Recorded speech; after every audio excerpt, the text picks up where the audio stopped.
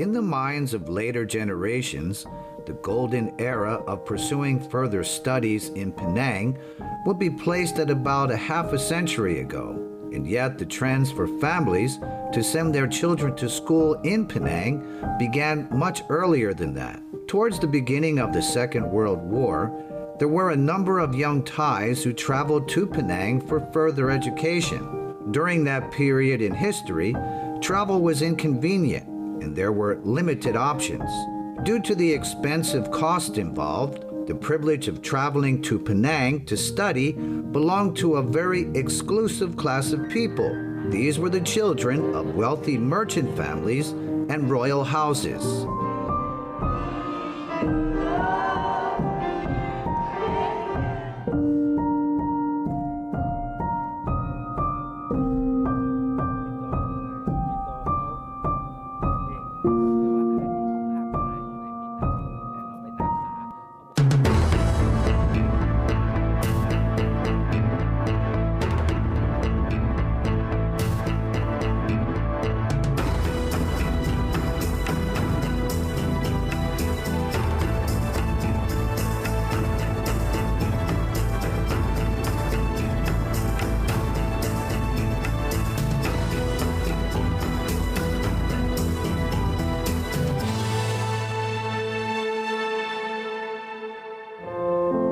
Yesterday, today, and tomorrow in Penang.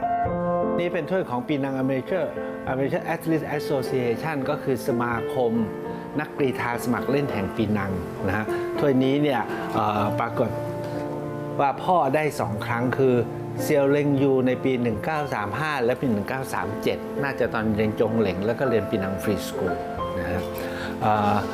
โพจัมป์คือกระโดดค้ำนะครับใบนี้นะฮะก็เป็นแชมเปี้ยนชิพของไฮจัมป์นี่ก็ปรากฏเซียวเล็งอยู่ในปี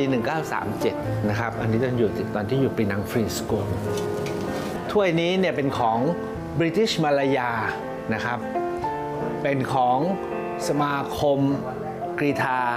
สมัครเล่นของ British Malaya อันนี้เป็นแชมเปี้ยนชิพแอธลีตก็คือเป็นนักแชมเปี้ยนกรีฑาเลยมีจารึกแรก 1931 แล้วตรงกลางไม่ได้เขียนว่าอะไรแต่ก็เป็นของสมาคมกรีฑาสมัครเล่นแห่งปีนังเข้าใจว่าในปี 1936 เนี่ยพ่อน่าจะได้เพราะว่ามีรูปถ่ายเขียนอยู่จริงแล้วก็น่าจะสรุปได้ว่าถ้วยทั้ง5ถ้วยเนี้ยพ่อเคยได้ไม่เช่นนั้นไม่น่าจะยืนถ่ายรูปอยู่อย่างนี้ใช่ไหมครับปีนังฟรีสคูลตั้งเมื่อ 1816 ตอนนี้ 2022 ก็ 206 ปีนะSuti Pongpanit, or Xiao Longyue, is a southerner of Chinese ancestry. He's the son-in-law of Kun Bawa Latanalak of Nakhonsi Tamalat. He's also the father of Banpot Pongpanit and Dr. Bancha Pongpanit. Only a few years before the beginning of the Second World War, he was one of the young Thais who traveled to Penang to attend secondary school. พ่อค่อนข้างดุแต่ก็ไม่เคยตีลูกนะแล้วก็จะพยายามจะสอนทั้งภาษาทั้งอะไรคือมีให้เลือก3ภาษาอังกฤษจีนญี่ปุ่นอ๋อแล้วตอนนั้นเรียนภาษาอะไรครับส่วนใหญ่เด็กๆไม่มีใครเอาเด็กไม่มีใครเอาพ่อสอนด้วยตัวเองเหรอฮะหรือว่าเอาจ้างครูมาสอนสอนเองครับสอนเองเลยนะพยายามสอนเองเพราะสอนผ่านอะไรฮะสอนยังไงฮะก็คุยกันแล้วก็เพราะพ่อได้ทั้ง3ภาษา And he acquired a very distinctive status among the students there. Apart from his excellent academic record, Suti was also an accomplished athlete in track and field, and more specifically in the high jump. He was selected to be a member of the Malayan Olympic team, but unfortunately the 1940 Summer Games were canceled following the start of the Second World War. The Olympic Games that year were due to take place in Finland, which coincided with the emerging war in Europe. Regardless, Suti's athletic talents didn't go to waste. He started a family, and he passed on his skills in the sport to his eldest son, Ban Po.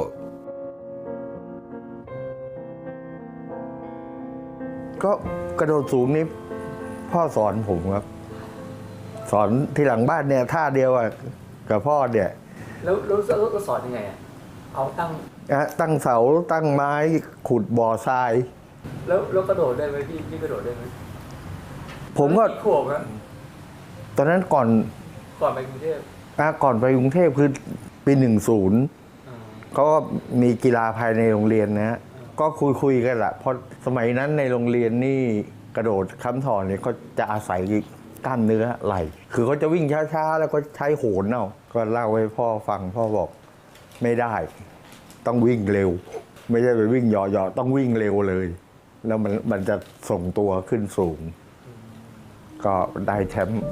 Suti is no longer in this world, but on this trip to Penang, Dr. Bancha is taking on the role of representative by bringing with him the old trophies here on this journey back in time to when his father was a student. Dr. Bancha tells us that the first institute that his father attended was Chong Ling Private High School. As his father grew older, he was transferred to Penang Free School, which is the oldest English medium school in all of Southeast Asia. Penang Free School has a Malaysian government status,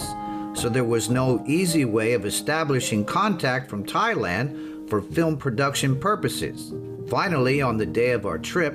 we decided to just walk into the school to meet with the principal. We brought with us images of Suti from old news articles, as well as his trophies carried by Dr. Bancha as proof of their relationship. We were relieved when the current principal, Syed Sultan bin Sheikh Utuman, welcomed us with open arms. I cannot recognize him, but I can show you the trophy there. The same trophy here. We keep some trophy we keep in the archive and then HM's rooms lah. Some we put it in the showcase here, so you can have a look. Where is this field happen? This building you can see the school building there. This is the building. Oh, this building. We call this building. The school field there. See, they mean this tournament they're having in the school field. So the background is the school building. The principal allows us to walk around the school as we please. The first place we explore is a large field in the middle of the school compound. From visual assessment, this may have been the same field that Suti used to practice his high jumping. เท่าที่เรามีประวัติเรื่องราวของพ่อก็คือว่าพ่อเนี่ยเป็นนักกีฬาที่เป็นระดับแชมเปี้ยนของมาลายาของบริติชมาลายานะครับแล้วก็มีรูปตอนพ่อกำลังกระโดดสูงกระโดดไกลและกระโดดค้ำตะกี้นี้อาจารย์ใหญ่บอกว่าอยู่ตรงนี้แหละมาดูแล้วกันเนี่ยเราเห็นโกฟุตบอลโกรักบี้แต่ที่สำคัญก็คือในรูปหนึ่งของพ่อเนี่ยนะครับมีซุ้มโค้งประตูของบ้านหลังนี้ด้วยเพราะตอนนี้เรามาถึงจุดที่พ่อเคยกระโดดแล้วแข่งขันแล้วก็ชนะเลิศระดับของมาลายา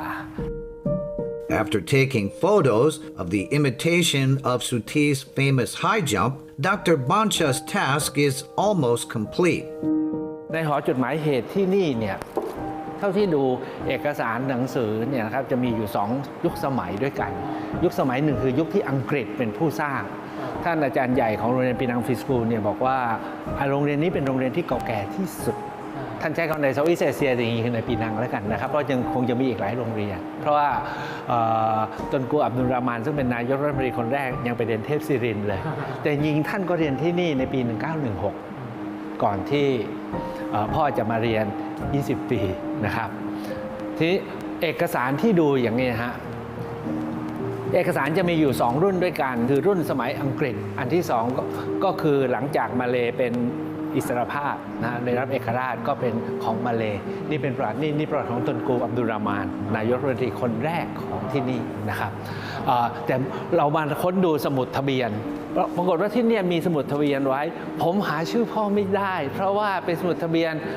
จนถึงปี 1932 จากนั้นมาก็คือ 1941 ไม่มีรายชื่อของพ่อ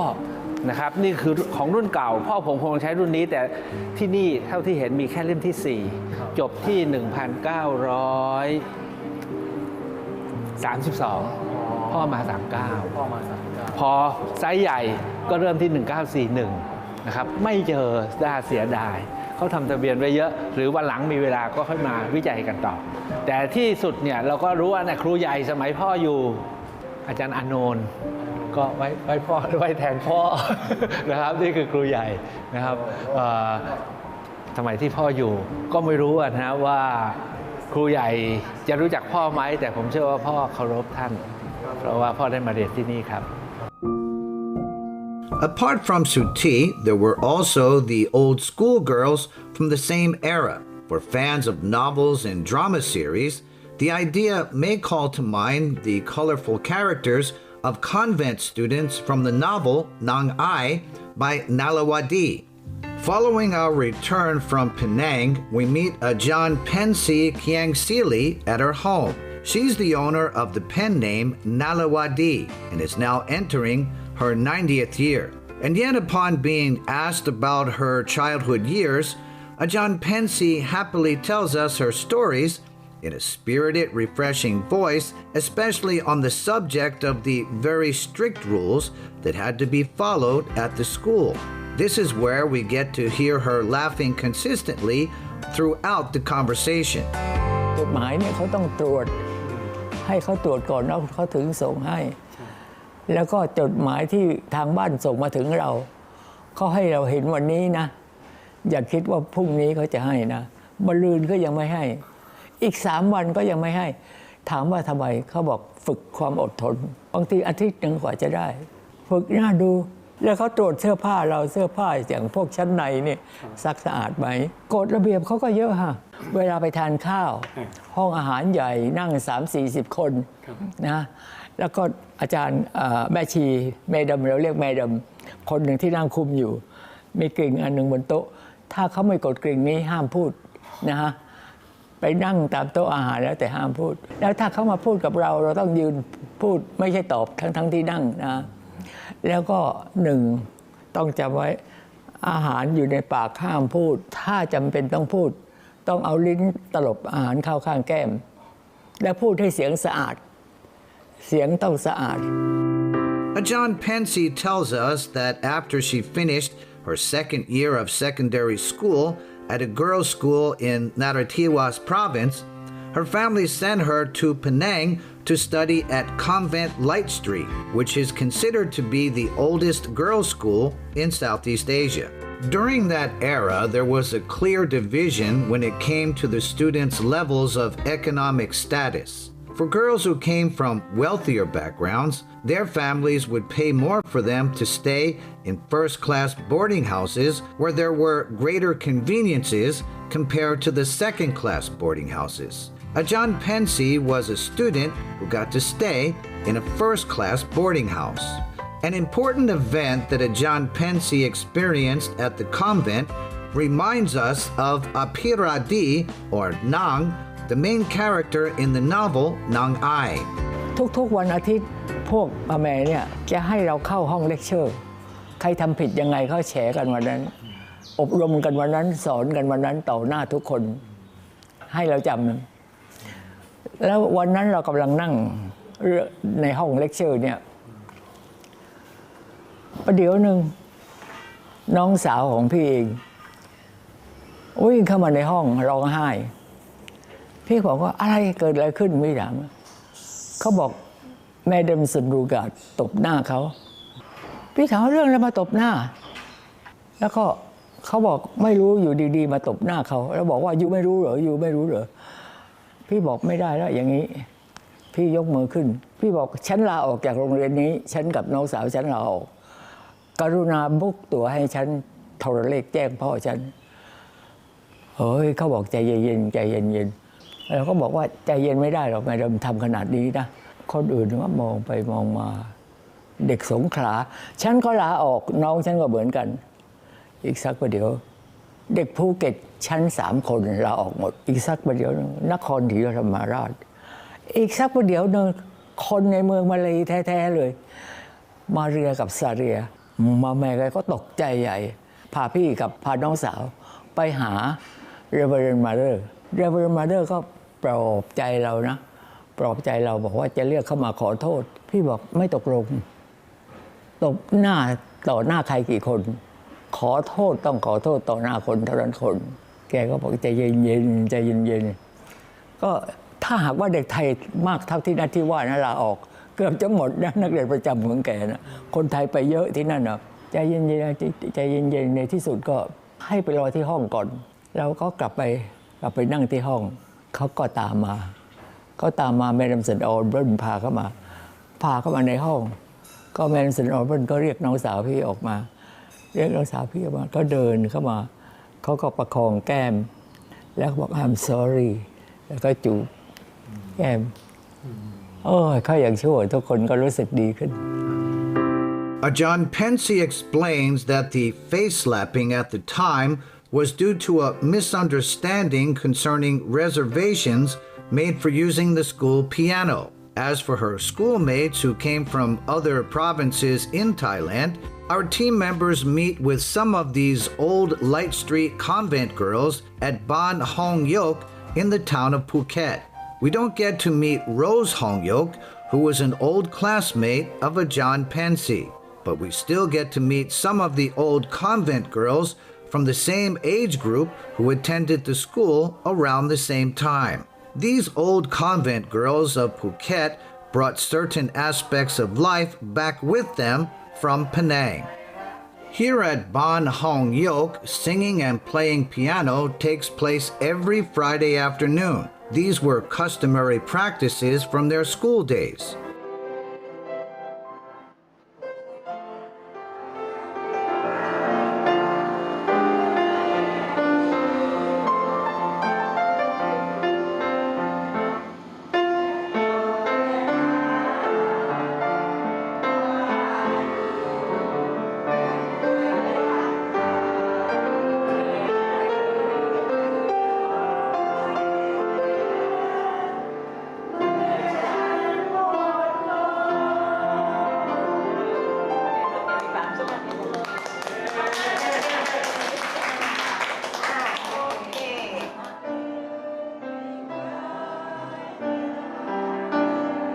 If the characters in the novel Nang Ai are real-life people, their lives would be full of fun and happiness, much like the lives of these ladies.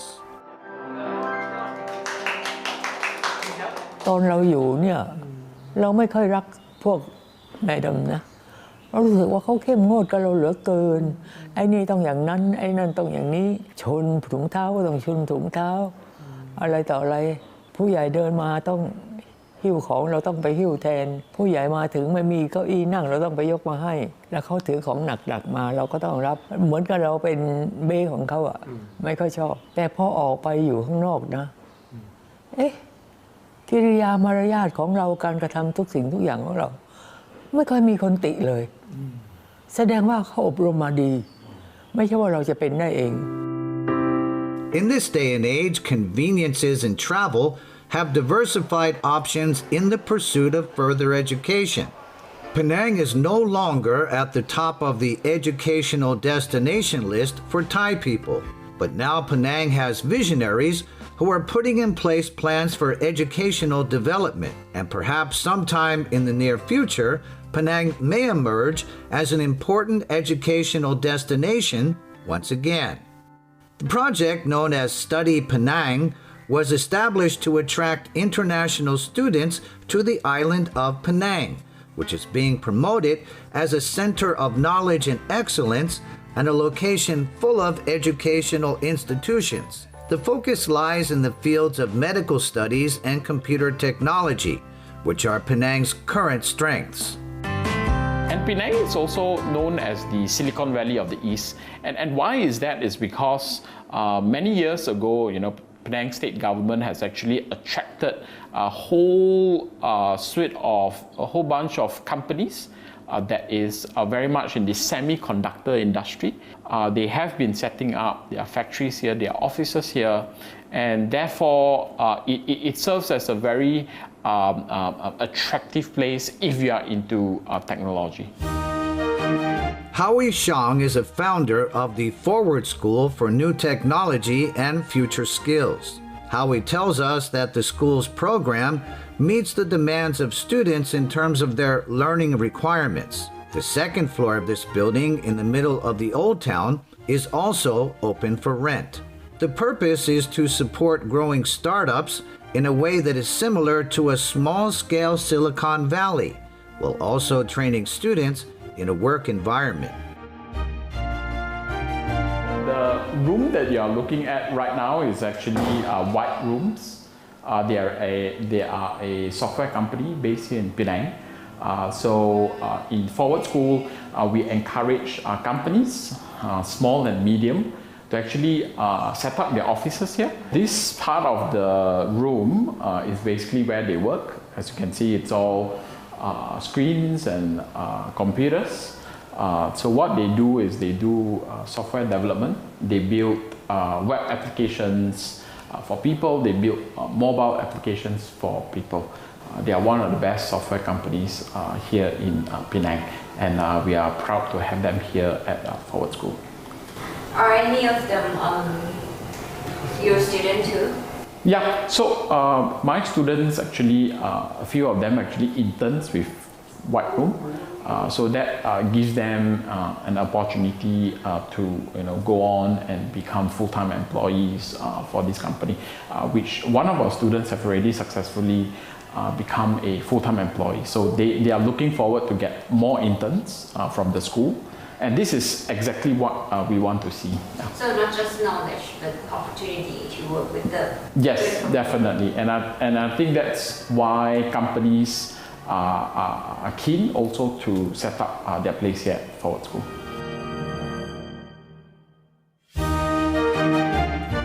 As we have stated previously, Study Penang not only focuses on new technology development, medical studies is another area that Penang intends to show to the world.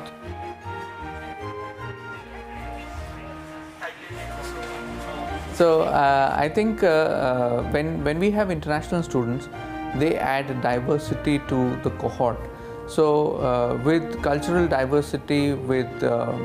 different nationalities, different cultures, what comes in is the quality of tolerance among the students. I think that is a quality that we all need today as human beings on this planet.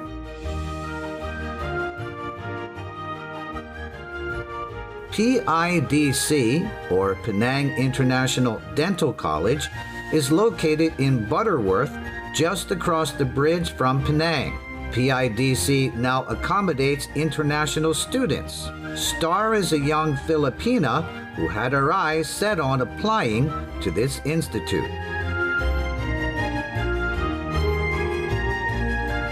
As I searched online, while I was searching for dental schools in Malaysia, because I followed my mom, I keep seeing Penang International Dental College online. And I saw a lot of famous dentists I saw on Instagram. They're like, I will see, graduate from PITC. And that really piqued my interest. Like Dr. Caitlin, Dr. Glegg, Dr. Gloria, they're really famous dentists. And I want to be the same school as them. So that's why I enrolled here. We noticed that there's already quite a number of higher private institutions in Penang. So what he did was he wanted to get all of them together, coordinated together. So our mission is actually to become as a one agency, so that we can, whenever we go out and visit people or other countries and everything, right, we will all talk the same kind of vision that we want to project Penang as a destination for private education. Penang's atmosphere, as portrayed in the novel Nang Ai, is entirely different from the new environment that we see in this day and age. But at the very least, there is the remaining quality of being an educational destination for international students. And who is to know? The name of Penang that had once faded from the memory of later Thai students may make a returning presence, according to the visionary plans of Penang's educational developers.